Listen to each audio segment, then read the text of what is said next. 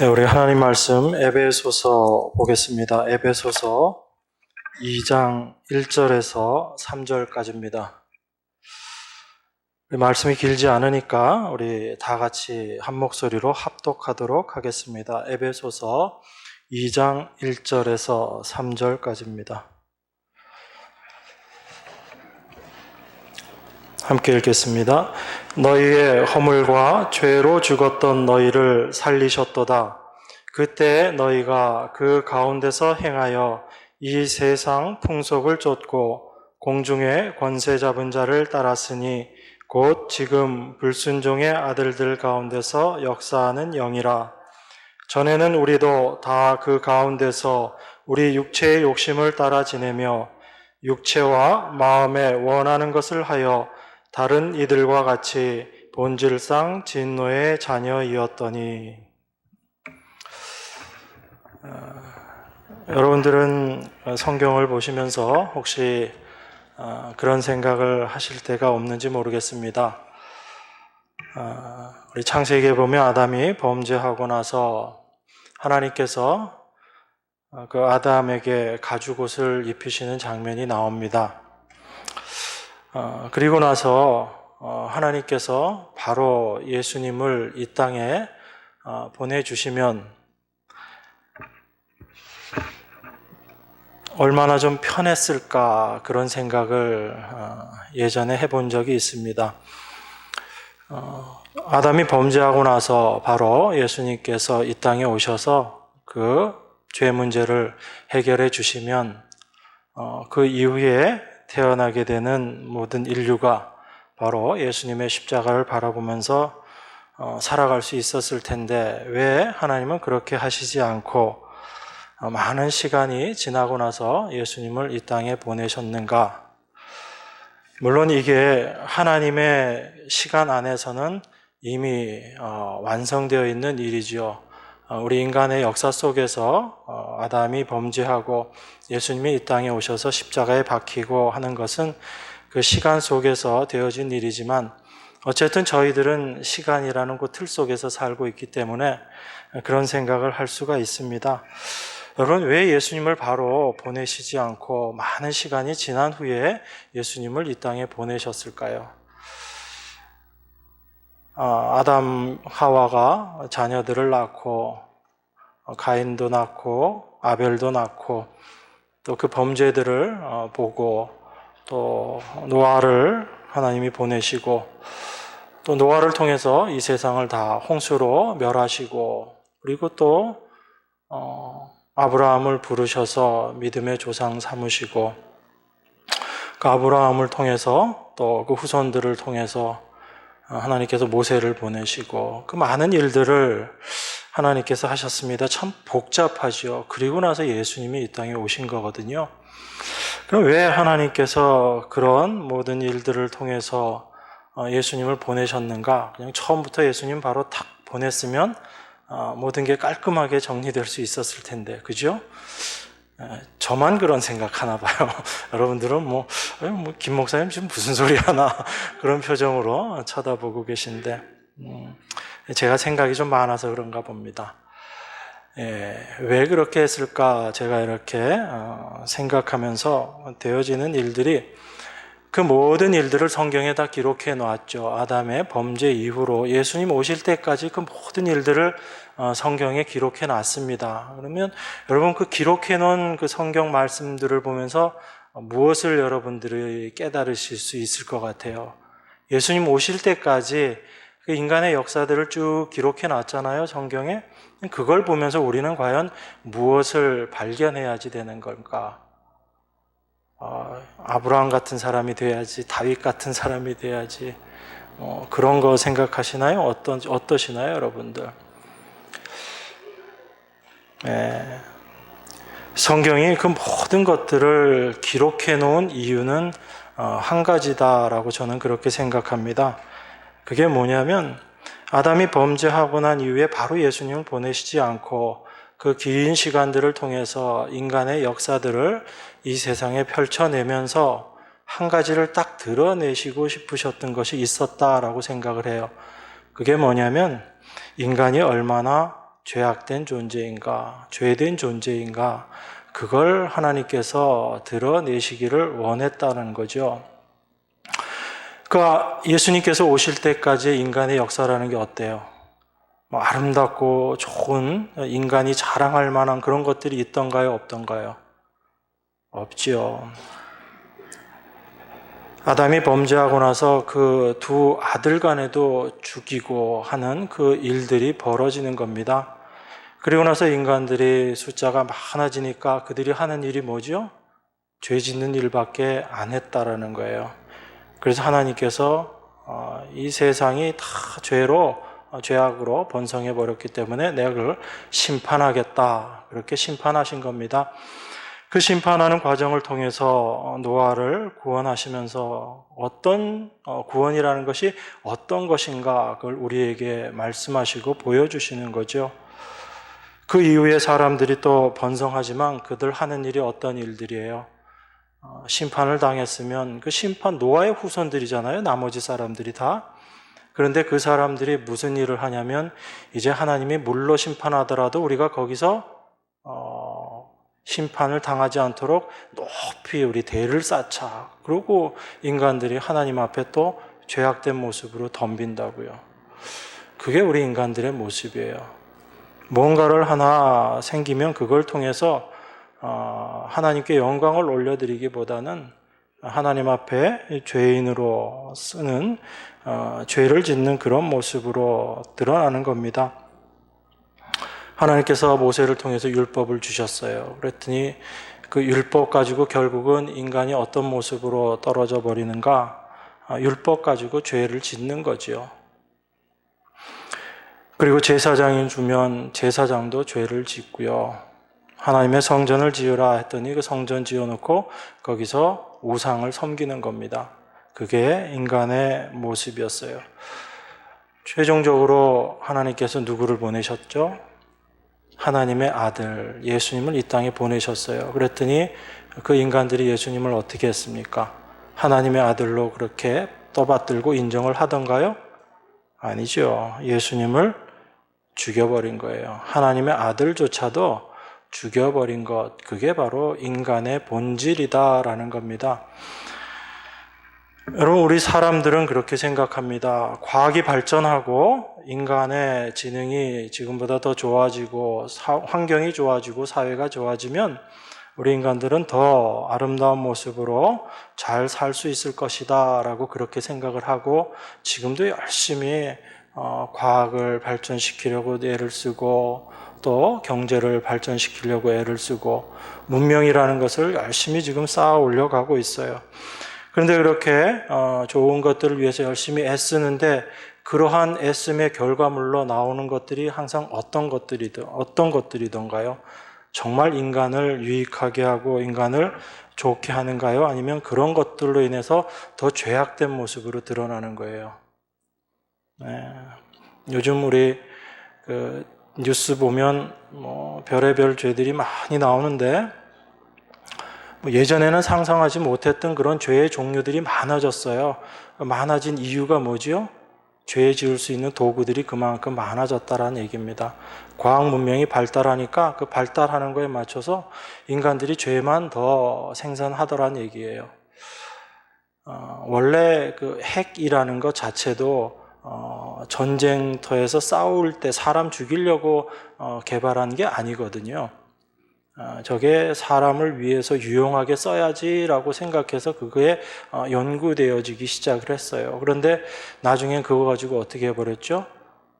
사람이 만들 수 있는 최고의 무서운 무기를 만들어버린 겁니다. 그러니까 인간이 그렇게 사악한 존재들이에요. 그러니까 우리는 분명히 알아야지 됩니다. 우리 인간이 어떤 존재인지를 알아야지 우리는 하나님의 은혜가 무엇인지를 그제서야 알게 돼요. 우리가 은혜 이야기하지만 사실은 우리 은혜 잘 모를 수 있어요. 내가 어떤 존재인지, 인간이 어떤 존재인지를 우리가 올바로 알지 못하면 절대로 하나님의 은혜를 올바로 알 수 없는 겁니다. 그러니까 성경은 그 아담의 범죄 이후부터 예수님 오실 때까지 또 그 이후에 우리 인간의 모든 역사들을 통해서 무엇을 보여주고 있는가? 인간이 얼마나 악한 존재인가? 사실 그걸 보여주고 있는 거예요. 그런데 사람들은 어떻게 생각하냐면 그걸 자꾸 가리려고 합니다. 악한 모습만 있는 거 아니지 않느냐? 선한 것도 있지 않느냐? 우리가 얼마나 유용한 일들을 많이 하는가라고 이야기하죠. 그렇지만 그 결론이 무엇인가를 우리가 분명히 봐야지 되는 겁니다. 그래서 이 세상을 보든지 성경을 보든지 그걸 통해서 우리 인간이 어떤 존재인가 그걸 우리가 분명하게 아는 것이 중요합니다. 왜 인간이 이런 것인가? 그걸 사도가 오늘 이렇게 딱 한마디로 정의하고 있습니다. 그게 뭐냐면 에베소서 2장 1절 말씀이에요. 너희의 허물과 죄로 죽었던 이렇게 이야기합니다. 우리 인간의 존재 자체가 어떤 거예요? 허물과 죄로 죽은 존재다라는 얘기입니다. 그 죽음이라는 그 안에서 나올 수 있는 것은 죽음밖에 없다라는 거예요. 죽음에서 절대로 생명이 나올 수 없다라는 겁니다. 허물과 죄로 죽었다라고 우리 사도가 정의를 내리는 거예요. 나중에 죽을 것도 아니고 이미 허물과 죄로 죽었다라고 그렇게 이야기합니다. 우리 2장 1절은요, 원래 성경 원문하고는 조금 다릅니다. 성경 원문에는 어떤 내용이 없냐면 너희를 살리셨도다라는 이 표현은 없어요. 사실은 헬라어 원문에 보면 2장 1절은 어떻게 되어 있냐면 너희는 허물과 죄로 죽었다 이걸로 끝나요. 그런데 왜 이 말씀이 삽입되어 있는가 하면 저기 5절에 보면 허물로 죽은 우리를 그리스도와 함께 살리셨고 너희가 은혜로 구원을 얻은 것이라 이 표현이 나오죠. 그래서 문맥상 우리가 허물과 죄로 죽었지만 우리를 하나님께서 예수 그리스도께서 살리셨다 이걸 첨가해 놓은 겁니다. 그렇지만 1절하고 2절을 정확하게 여러분들 좀 이해를 더 쉽게 하시려면 너희를 살리셨다라는 표현은 빼고 읽으시는 게 더 쉽습니다. 그래서 너희의 허물과 죄로 죽었다. 그때 너희가 그 가운데서 행하여 이 세상 풍속을 쫓고 공중의 권세 잡은 자를 따랐으니 곧 지금 불순종의 아들들 가운데서 역사하는 영이다. 이렇게 읽으시면 훨씬 더 정확하게 이해를 할 수 있는 겁니다. 우리 인간을 이 허물과 죄로 죽었다라고 이렇게 이야기해요. 이게 성경이 인간에 대해서 정의하고 있는 겁니다. 성경은 인간을 살았다라고 이야기하나요? 죽었다라고 이야기하나요? 죽었다라고 이야기하고 있는 거예요. 이게 성경이 이야기하고 있는 바입니다. 그런데 우리들은 우리 자신들을 바라보면서 우리가 살았다고 생각해요? 죽었다고 생각해요? 여러분들 중에서 나 지금 죽었습니다 하신 분 손 한번 들어보세요. 없죠. 왜 그렇게 생각하죠? 숨 쉬고 있고 내가 오늘도 점심 맛있게 잘 먹었고 그죠? 그러니까 나는 죽었다라는 생각을 하고 있지 않는 겁니다. 그래서 그냥 모든 사람들은 내가 지금 숨 쉬고 있기 때문에 살았다라고 생각하지만 성경은 분명히 뭐라고 이야기하는가? 모든 인간의 상태가 다 죽었다라고 그렇게 표현하고 있는 거예요. 그러니까 살았다라고 생각하는 건 우리 생각이고요. 하나님은 여러분들을 어떻게 보신다고요? 다 죽은 존재들이다라고 이야기합니다. 그래서 이 죽은 존재라는 것을 우리가 분명히 아는 것이 필요해요. 이것을 우리가 올바로 알지 못하면 하나님의 말씀을 올바로 이해하지 못합니다. 제가 예전에 에베소서 1장은 몇 해 전에 1장까지만 이렇게 쭉 설교를 했던 적이 있어요. 수요일 날 제가 어디까지 했나 봤더니 1장 23절까지 말씀을 했더라고요. 그래서 2장부터 해야지 되겠다 그렇게 생각하고 오늘 2장을 보는데 에베소서 1장, 2장이 서로 다른 이야기가 아니죠. 같이 연결되는 이야기입니다. 에베소서 1장이 이 전체를 같이 이야기하고 있거든요. 에베소서 1장의 핵심적인 내용이 1장 10절에 나와 있는 건데, 하늘에 있는 것이나 땅에 있는 것이나 다 그리스도 안에서 통일되게 하려 하심이다 라고 이야기해요. 이 세상의 모든 것들을 예수 그리스도로 하나 되게 하시는 것, 이게 하나님께서 하실 일이다라는 겁니다. 그걸 위해서 사도가 1장 17절부터 기도하는 거죠. 하나님의 온전하심, 우리 주 예수 그리스도의 하나님 영광의 아버지께서 지혜와 계시의 정신을 너희에게 주사 하나님을 알게 하시고, 이게 사도가 지금 우리를 위해서 기도하고 있는 내용이에요. 하나님을 우리가 알아야지 된다는 얘기입니다.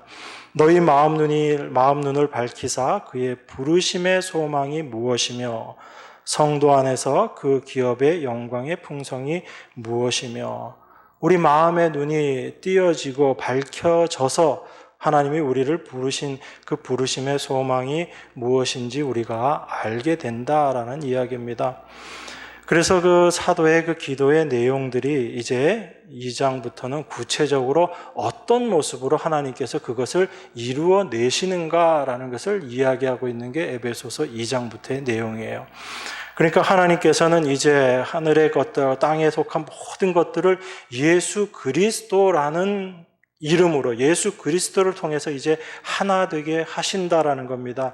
그 하나 되게 하시는 일에 우리는 다들 죽은 자들이잖아요. 죽은 자들이기 때문에 그 하나님의 일하심을 우리가 알 수 없고 깨달을 수 없는 겁니다.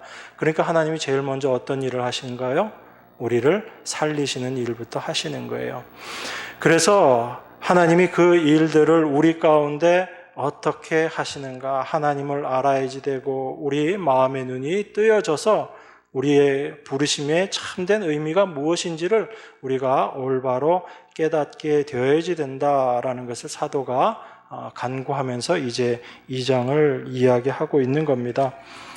그러니까 1장하고 2장이 사실 다 이어지는 거죠. 이게 전체가 하나의 편지 내용이기 때문에 그렇습니다. 여러분들 주중에 시간 되실 때 1장 내용 한번 또 쭉 읽어보세요. 그리고 2장을 저희가 계속해서 함께 나눌 겁니다. 그래서 2장에 있는 이 말씀은 바울 사도가 에베소 교회에서 그 교회를 위해서 기도한 내용인데요. 그 기도한 내용이 어떻게 이루어질 것인지 그것을 우리에게 말씀해 주는 겁니다. 예수님 혼자 십자가에 죽으시고 부활하시고 하늘로 올라가신 것이 아니고 바로 당신의 백성들과 함께 죽으시고 그리고 함께 살아나셨고 함께 하늘에 앉히셨다. 이것이 지금 사도가 우리에게 이야기하고 있는 것들이거든요. 이 일을 누가 다 이루셨는가? 하나님께서 이 일을 다 이루셨다라는 이야기입니다. 그런데 이러한 일이 얼마나 대단한 일인지 우리는 별로 느끼질 못하는 거예요. 예수님이 우리와 함께 죽으시고 부활하시고 그리고 하나님 보좌 우편으로 우리가 올라갔다, 그리스도와 함께 올라갔다라고 이야기하는데 그것이 얼마나 하나님 안에서 귀하고 놀라운 일인지를 우리가 깨닫지 못하고 있는 겁니다. 이걸 올바로 깨닫지 못하면 우리는 신앙 안에서 자꾸 어떤 모습으로 드러나게 되냐면 자기 자신의 공로를 드러내는 모습으로 드러나게 돼요. 내가 어떤 위치에서 하나님의 은혜로 말미암아 이 영광의 자리까지 이르게 되었는지를 내가 올바로 알지 못하면 그 되어진 모습만 바라보면서 그것이 나의 것인 것처럼, 내 능력인 것처럼, 내 힘인 것처럼 그렇게 생각하고 살아갈 수밖에 없는 거예요. 그래서 하나님의 말씀을 우리가 올바로 알지 못하면 열심히 하나님 일하고 나서 하나님 영광을 내 영광으로 빼앗아 버리는, 자기 영광을 드러내는 그런 모습으로 살 수 있다라는 겁니다. 그래서 사도가 이야기하는 거예요. 너의 모습이 어떤 줄 아느냐? 너희가 바로 허물과 죄로 죽어있는 자들이다 라고 그렇게 이야기하는 겁니다. 그걸 우리가 올바로 알지 못하면 하나님이 우리를 구원하신 그 구원의 은혜가 얼마나 크고 놀라운 것인지를 알지 못하는 겁니다. 2장 1절이 너희는 허물과 죄로 죽었다라고 이야기합니다. 이 허물과 죄로 죽은 모습을 설명하고 있는 게 2절에 나와 있는 내용이죠. 그 2절 내용을 같이 보겠습니다. 그때 너희가 그 가운데서 행하여 이 세상 풍속을 쫓고 공중의 권세 잡은 자를 따랐으니 곧 지금 불순종의 아들들 가운데서 역사하는 영이라. 그때는 언제일까요?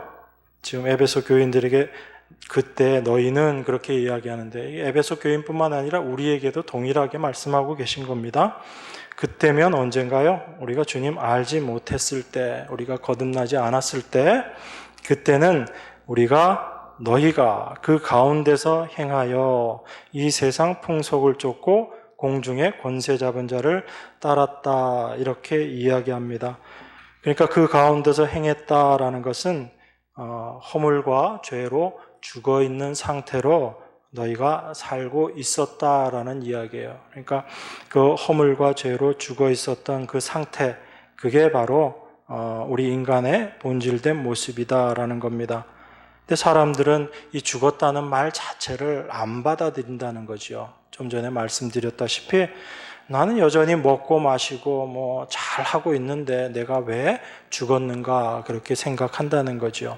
그러니까 성경이 이야기하는 죽었다라는 것은 우리가 생각하는 것과 다른 차원의 죽음을 이야기하는 거예요. 물론 그것으로 말미암아 최종적으로 어떤 모습으로 드러나게 되냐면 실제 육신이 죽는 죽음이라는 모습이 결론으로 나와요. 그런데 그건 나중에 보이지 않는 부분이잖아요. 그럼 지금 우리의 삶 가운데 어떤 것이 죽은 것인가, 그걸 지금 사도가 설명하려고 하는 겁니다.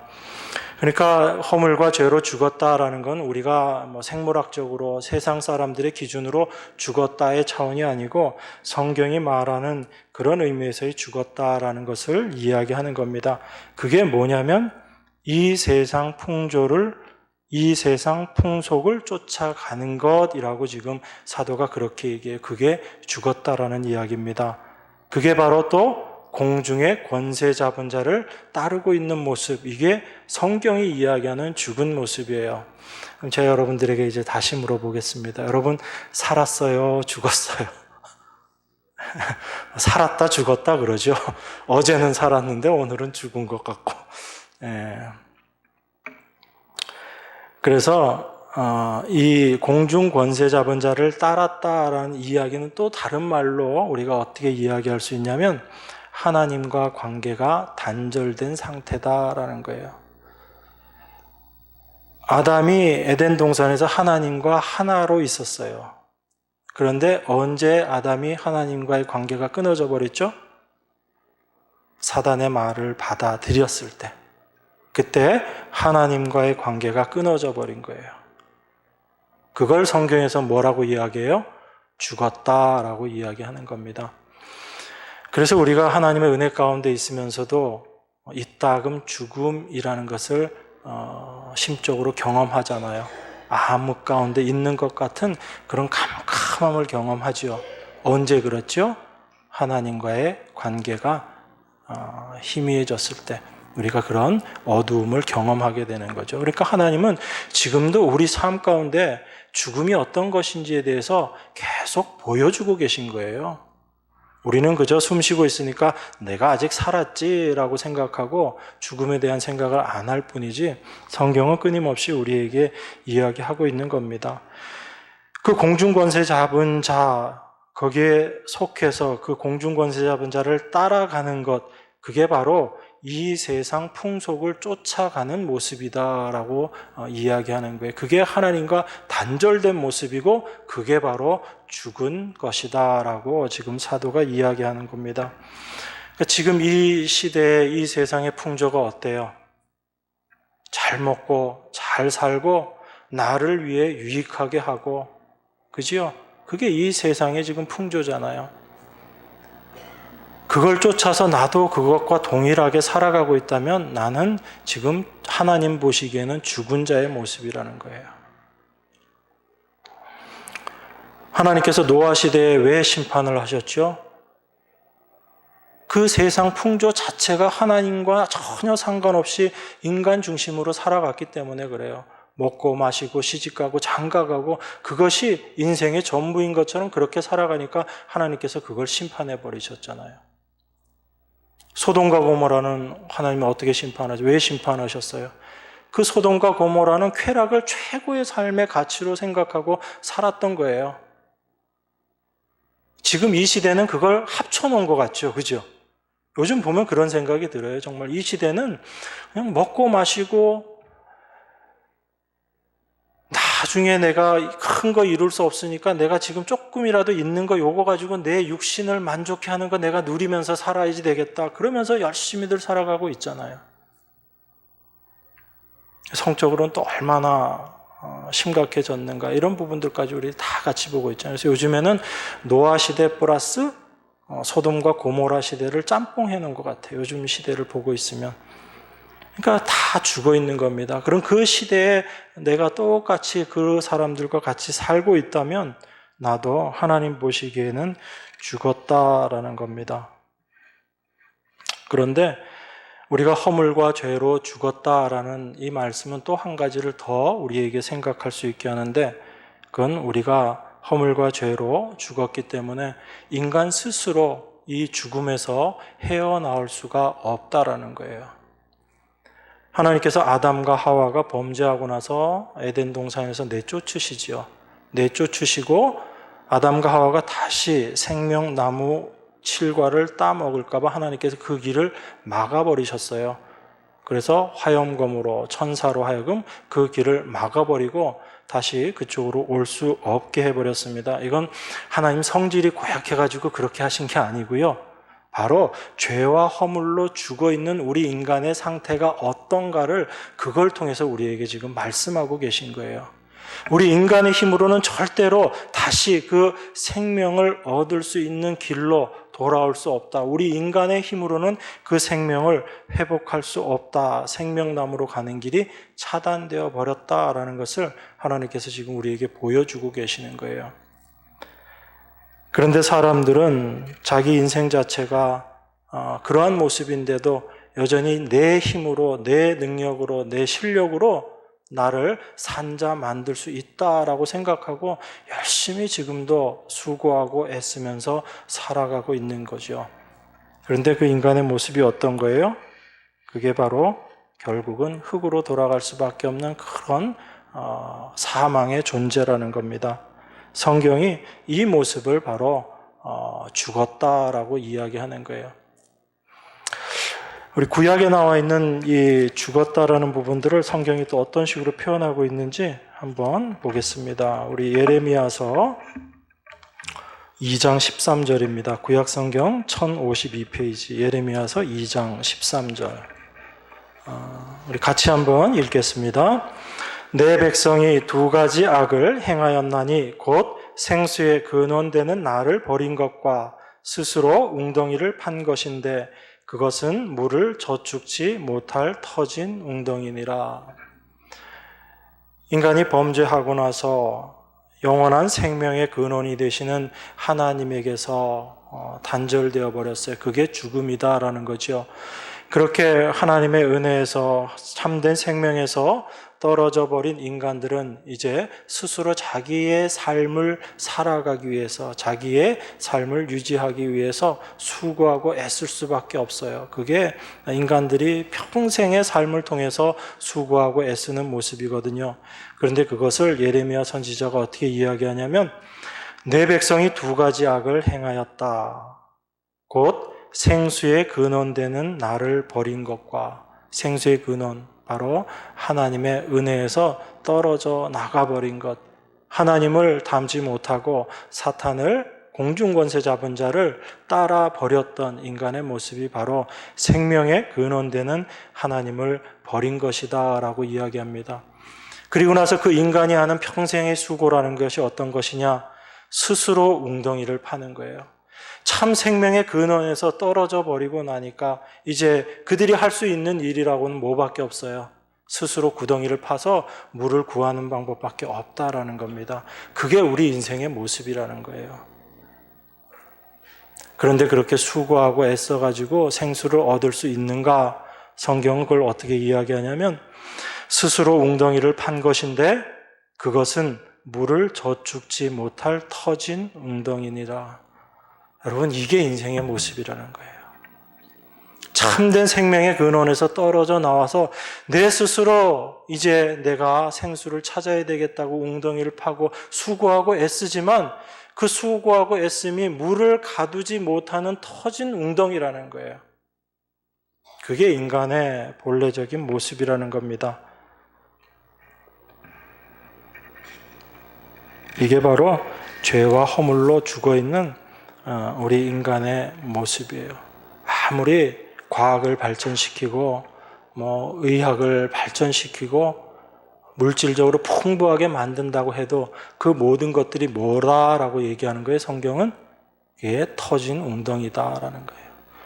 터진 웅덩이에 물을 아무리 갖다 부어봤자 아무 의미 없는 거예요.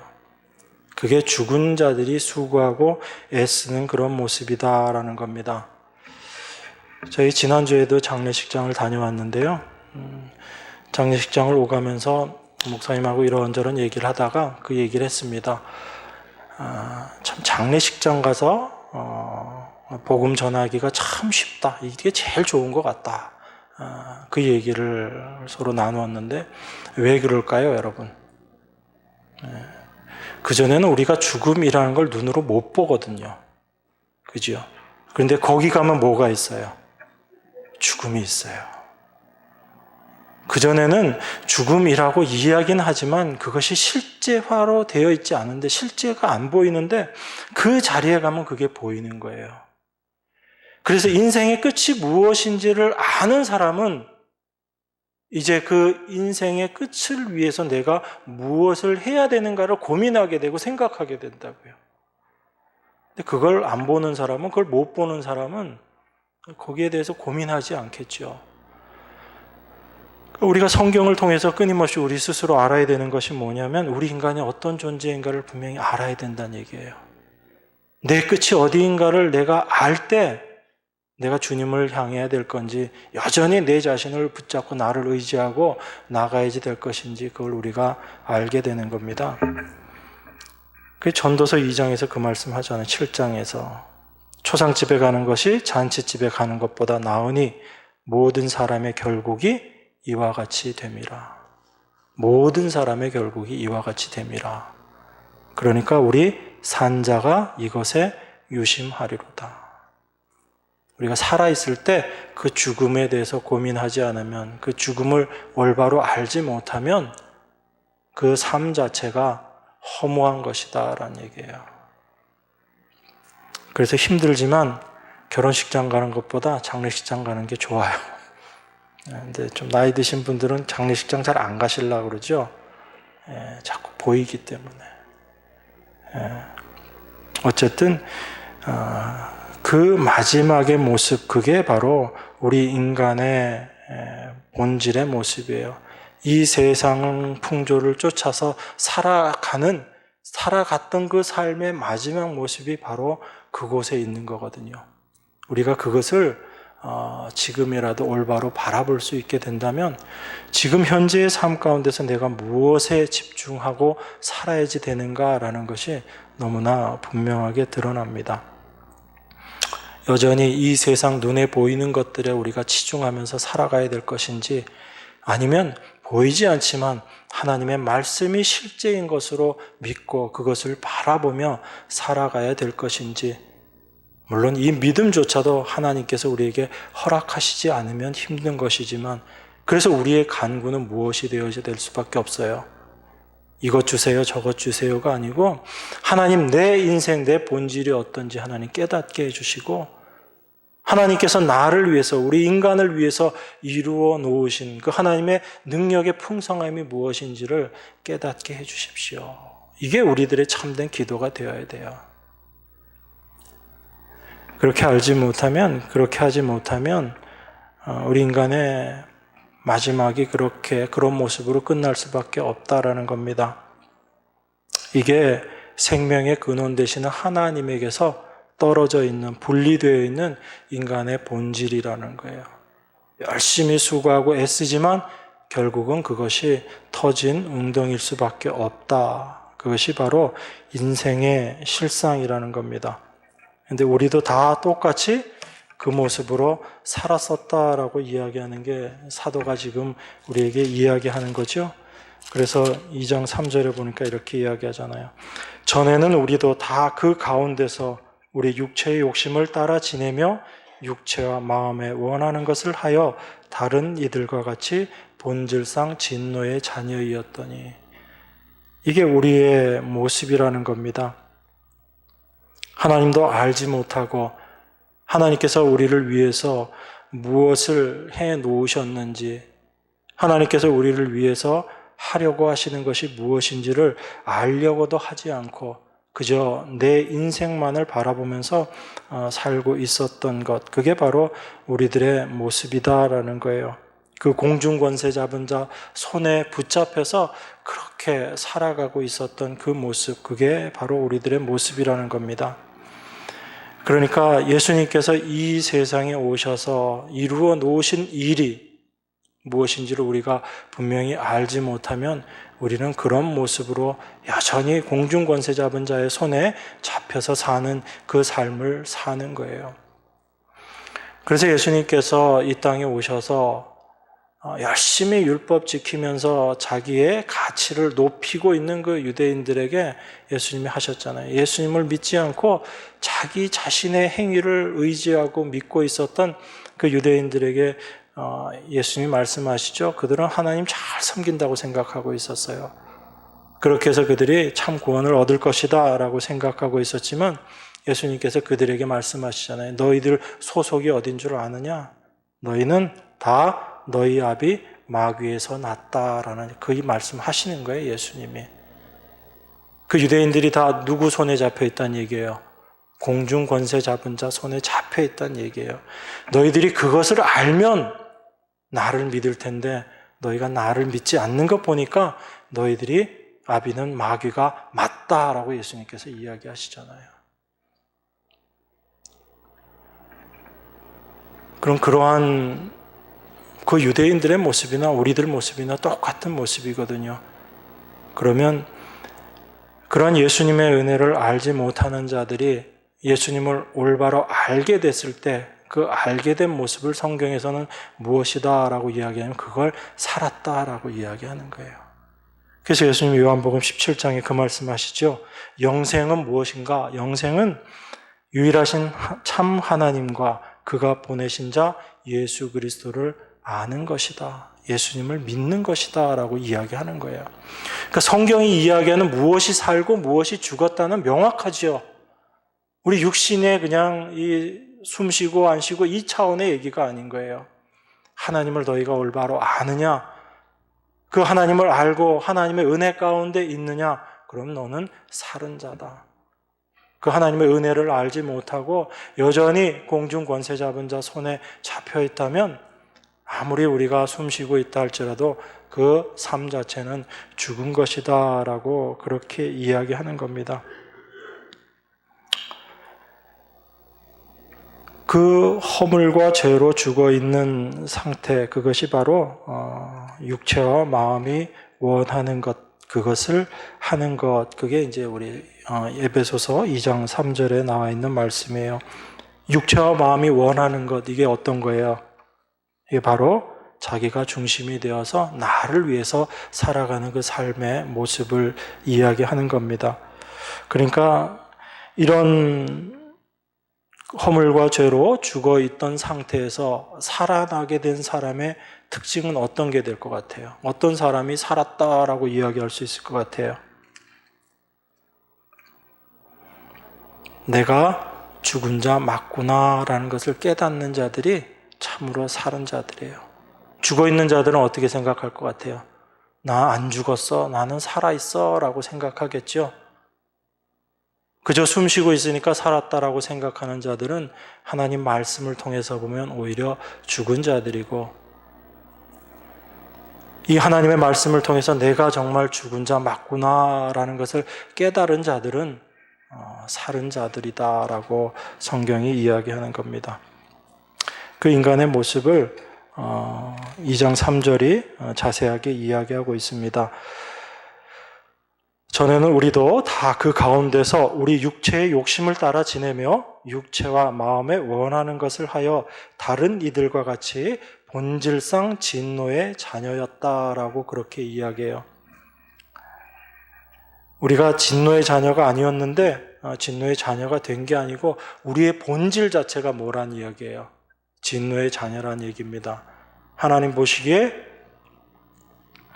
불순종의 아들들이고요. 허물과 죄로 죽어있는 자들이다. 이게 바로 본질상 진노의 자녀다라는 그 말씀의 의미예요. 그러니까 이 본질상 진노의 자녀인 이 허물과 죄로 죽은 자들의 삶의 모습은 어떻게 드러나게 되냐면 자기 육체에 원하는 것, 마음에 원하는 것들만 열심히 추구하면서 살아가는 거예요. 여러분, 이것 자체를 우리가 생각하는 뭐 나쁜 짓 이런 개념으로 생각하지 마세요. 우린 자꾸 이런 말씀을 보면 저건 나쁘고 죄 짓는 것, 그게 인간의 육체와 마음이 원하는 걸 하는 것이지라고 그렇게 생각하는데 여러분 그거 아니에요. 인간이 인간의 발전을 위해서 수고하고 애쓰는 그 모든 것들이 바로 인간의 육체와 마음이 원하는 걸 하는 거예요. 인간의 인류의 평화를 위해서 수고하고 애쓰는 것, 인류의 발전을 위해서 수고하고 애쓰는 것, 그 모든 것들이 사실은 어느 범주에 들어가냐면 인간의 육체와 마음이 원하는 걸 하는 거예요. 무엇을 위해서? 인간을 위해서 하는 것이라는 의미 속에서 그 모든 것들이 다 들어가는 거예요. 여러분, 공중권세 잡은 자 사단입니다. 그 사단이 절대로 이렇게 호락호락한 영물이 아니거든요. 우린 너무 이렇게 주일학교식으로 이해를 하려고 해요. 그렇지 않습니다. 우리 인간이 열심을 내서 추구할 수 있는 그런 가치들을 던져준다고요. 그걸 통해서 보람도 느끼게 해요. 그런데 그것이 마지막에 하나님과 동떨어져 있는, 하나님과 분리된 모습으로 인간의 가치를 세우는 쪽으로 그렇게 끌고 가는 거예요. 그게 사단이 우리를 속이고 있는 겁니다. 유치원 속이는 그런 의미의 속임이 아니라고요. 그래서 우리가 깨어 있지 않으면 늘 거기에 넘어가는 거예요. 그럼 교회 안에서는 사단이 어떻게 역사할 것 같아요? 죄지어라, 죄지어라 그렇게 할 것 같아요? 교회 부흥을 위해서 수고하라고 얘기할 거예요. 전도 열심히 해서 숫자가 배가 되게 하라고 그렇게 얘기할 거예요. 사단이 교회 안에서 그렇게 얘기하는 거예요. 그렇게 해서 무엇을 높이라는 거예요? 너희 사람의 이름을 드러내라는 겁니다. 너희 교회의 이름을 드러내라는 겁니다. 겉으로는 하나님의 영광을 이야기하지만 그걸 통해서 너희 인간들이 영광 얻어 가져라라는 얘기예요. 그런 것에 우리가 속으면 안 돼요. 전도하지 말라는 이야기 아니죠. 그죠? 전도라는 것은 내가 받은 은혜를 나누는 거예요. 그 받은 은혜를 나눔을 통해서 하나님이 영이 함께 하시면 하나님의 택하신 백성들을 불러오는 거예요. 하나님께서. 그 일에 우리가 쓰임 받는 거죠. 내가 1년에 몇 명을 교회에 데려오고 이거 아니에요. 여러분 철저하게 하나님이 어떤 분이신지를 알아야지 그 여러분들이 경험한 하나님을 드러내고 나타내고 이야기할 거 아니에요. 내가 하나님을 아는 것 없는데 어떻게 내가 하나님을 전하겠어요?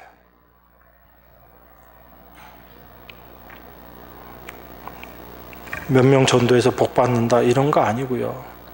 그러니까 밖에 나가서 전도할 때도 전도하는 태도가 달라져야 되죠.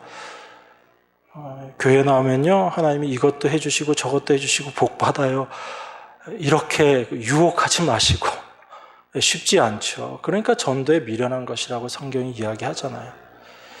예수 믿으면 힘듭니다. 인생의 고난이 무엇인지 알게 돼요. 이러면 믿겠어요 안 믿겠어요? 다 안 믿죠. 그런데 그렇게 이야기하는데도 듣고 오는 사람이 있다고요. 그 이야기를 해도 앉아있는 사람들이 있어요. 여러분들처럼. 그게 사람의 말이 아니라 하나님의 말이기 때문에 그래요. 그러니까 우리가 잘 구별해서 해야지 됩니다. 본질상 진노의 자녀, 이게 바로 우리들의 본질이라는 얘기거든요. 이 모습을 고백한 사람이 여러분들이 잘 아시는 다윗이죠. 우리 시편 한 군데 보겠습니다. 시편 51편.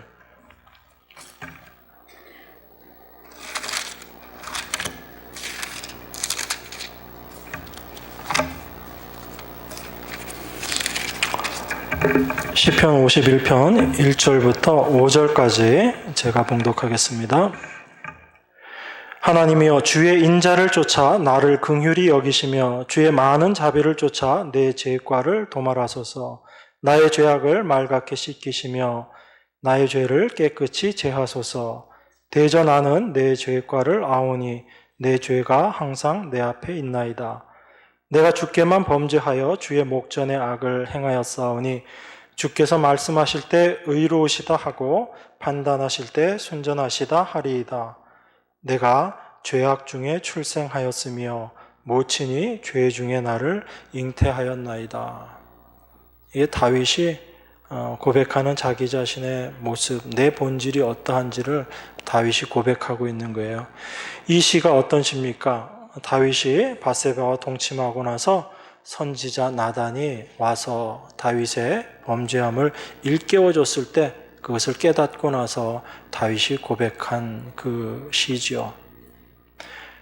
다윗이 그 사건을 통해서 자기 자신의 본질이 어떠한지를 분명히 깨달았다는 겁니다. 하나님의 일을 위해서, 하나님의 전쟁에서 늘 승리하며 이스라엘의 왕으로 있었던 다윗이었지만 어느 날 하나님께서 다윗을 사랑하셔서 다윗의 본질이 어떠한지를 깨끗하게 드러내시고 밝히 드러내시고 하나님의 은혜가 무엇인지를 다윗으로 하여금 깨닫게 하신 거예요. 다윗은 어찌 보면 이 밧세바 사건이 없었으면 인간의 본질이 어떠한지, 자기의 본질이 어떠한지 깨달을 수 없었을 수도 있겠죠.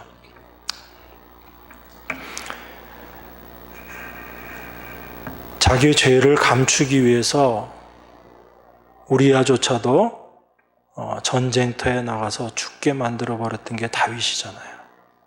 그냥 간음한 걸로 끝난 게 아니고 간음한 자기의 죄가 들통나게 생겼으니까 그 남편을 죽여버리는 거예요. 그리고 나서 그 밧세바를 궁으로 들이지요. 그러면서도 자기가 잘못했다는 거 알지 못하고 있었어요. 왜 그랬을까요? 이 세상의 왕들이 그걸 너무나 당연한 것처럼 살고 있었기 때문에 그래요. 왕들이 그렇게 하는 것이 이 세상에서는 그게 그 세상의 풍속이었거든요. 하나님의 왕으로 있었던 다윗조차도 그 세상의 생각이 다윗에게 들어오고 나니까 세상 왕들하고 똑같은 행동을 해버린 거예요. 근데 그걸 자기가 알지 못하고 있었던 거죠.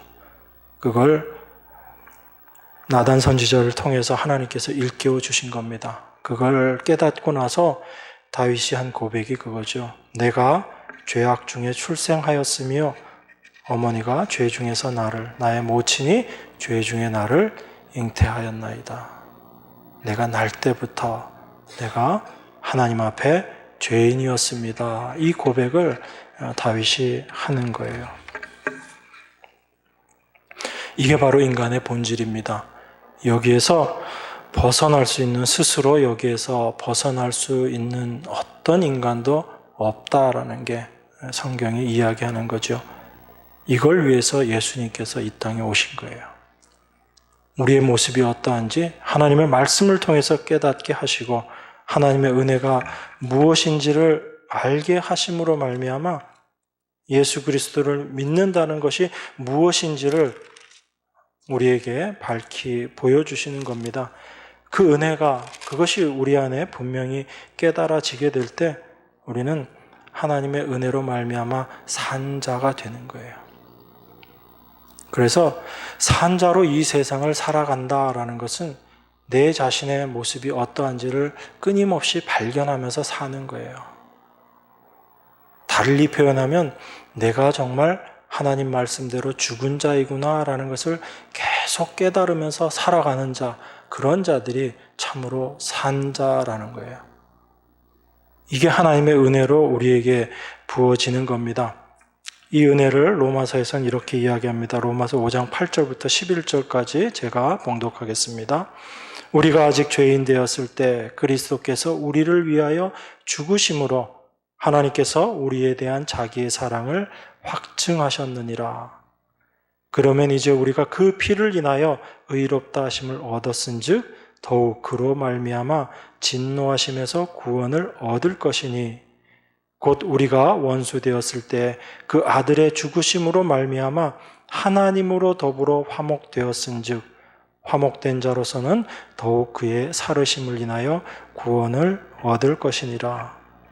이뿐 아니라 이제 우리로 화목을 얻게 하신 우리 주 예수 그리스도로 말미암아 하나님 안에서 또한 즐거워하느니라. 이게 하나님과 화목된 자, 하나님과 단절되었다가 하나님과 다시 하나 된 자의 감사 찬송의 모습이라는 겁니다. 그러니까 여러분, 우리가 하나님 앞에 살았다라는 이야기는요, 이제 살았으니까 내가 하나님을 위해서 뭔가 대단한 일을 하겠다, 이게 산자가 아니에요. 성경은 오히려 그것은 성경이 이야기하는 죽은 자의 모습이라는 거예요.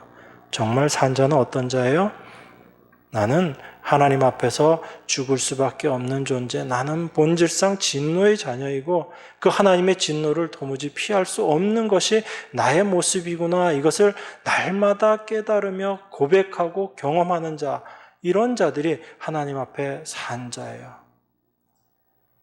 그런 자들이 하나님으로부터 하나님과 더불어 내가 예수 그리스도의 십자가의 은혜로 이제 화목되었구나. 화목되었다는 게 뭐죠? 관계가 회복되었다는 얘기죠. 그래서 그 하나님의 은혜로 나의 모습이 어떠한지를 날마다 깨닫고 나의 모습이 어떠한지를 깨닫는 만큼 우리는 하나님의 은혜가 어떠한지를 더 깊이 경험하는 거예요. 그게 하나님 은혜 가운데서 날마다 거하는 산자들의 삶입니다. 이 삶이 여러분의 날마다의 삶 가운데 하나님의 은혜가 함께 하시기를 주님의 이름으로 축원합니다. 기도하겠습니다.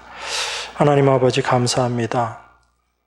우리의 모습이 어떠한지 말씀을 통해서 깨닫게 하시고 참된 산자로서의 삶의 모습이 어떠한지를 말씀하시니 감사합니다. 우리 스스로의 힘으로 아무것도 할 수 없는 그런 모습이 바로 허물과 죄로 죽은 저희들의 모습임을 말씀을 통해서 봅니다. 그런데 여전히 우리는 내가 살았다고 생각하고 참 말씀 안에서의 죽으심의 의미가 무엇인지도 알려고 하지 않고 그저 내 생각, 내 뜻대로 살려고 하는 저희들의 모습을 봅니다. 하나님, 이 모습 깨어지게 하시고 우리가 얼마나 하나님의 크신 은혜 가운데 날마다 살아가고 있는지를, 우리의 죄된 본질을 더욱더 알아감으로 더욱더 경험해 나가는 저희들 삶 될 수 있도록 은혜로 함께하여 주시옵소서. 그래서 이제는 죽은 자가 아닌 산 자로 날마다 살아갈 수 있는 저희들 모습 될 수 있도록 은혜 더하여 주시옵소서. 우리를 죄 가운데서 구원하여 주시고 참 하나님 백성 되게 하신 귀하신 예수 그리스도 이름으로 기도드리옵나이다. 아멘.